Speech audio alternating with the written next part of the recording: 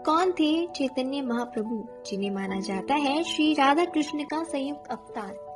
नमस्कार, मैं प्रियांशी त्यागी और आप देख रहे हैं IIBP न्यूज। आप में से बहुत लोगों ने चैतन्य महाप्रभु का नाम तो सुना ही होगा। वही जो लोग गौड़ीय वैष्णव संप्रदाय से दीक्षित हैं, उन्हें अवश्य ही चैतन्य महाप्रभु के बारे में बहुत सी रोचक बातों का ज्ञान अवश्य होगा। लेकिन जो लोग इन्हें नहीं जानते या इनसे जुड़ी परम पावन कथाओं से अनजान हैं, आज हम उन सभी को बताने जा रहे हैं महाप्रभु के महान व्यक्तित्व के बारे में। चैतन्य महाप्रभु वैष्णव धर्म के प्रचारक और महान कवि थे।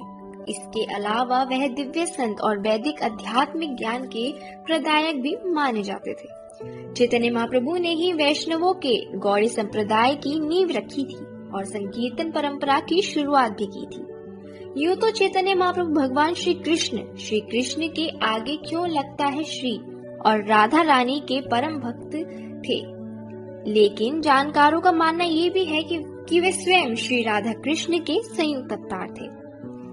चैतन्य महाप्रभु के नाम का अर्थ निकाला जाए तो चैतन्य का अर्थ होता है जागरूक, महा का अर्थ होता है महान और प्रभु यानी भगवान या गुरु। चैतन्य महाप्रभु के अनुयायी ही उन्हें अवतरित आत्मा नहीं थे, बल्कि धर्म ग्रंथों में भी उनके कृष्ण अवतार होने की बात कही गई है।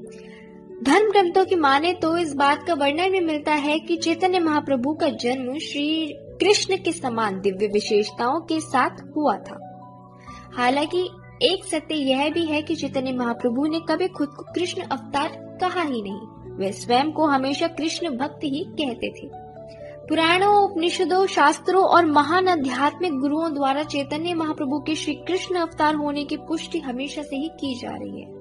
बताया जाता है कि चैतन्य महाप्रभु का रूप, उनके गुण, उनकी विशेषताएं और उनकी लीलाएं पूर्ण तरह से कृष्ण से मेल खाती थी। महाप्रभु ने श्री गोपाल भट्ट को दीक्षित किया था। ब्रज में श्री गोपाल भट्ट जी को चैतन्य महाप्रभु के शिष्य के साथ साथ महान भक्त के रूप में भी जाना जाता था।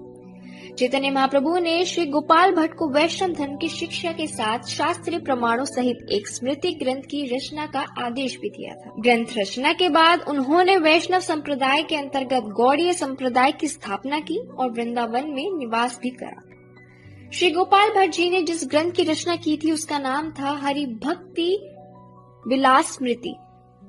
यह ग्रंथ प्रमाण सहित 251 ग्रंथों के अध्ययन के बाद निर्मित हुआ। चैतन्य भागवत नामक ग्रंथन में चैतन्य महाप्रभु की दिव्य लीलाओं और संपूर्ण जीवन का उल्लेख मिलता है और उन्हीं वर्णित लीलाओं के आधार पर यह माना भी जाता है कि वह श्री राधा कृष्ण के संयुक्त अवतार थे और उन्हीं के कारण लुप्त हुए वृंदावन में कृष्ण भक्ति की पुनः संचार भी हुआ। आज के लिए बस इतना ही। फिर मिलेंगे एक और नई रोमांचक कथा के साथ। तब तक के लिए जुड़े रहे हमारे साथ IIBP न्यूज।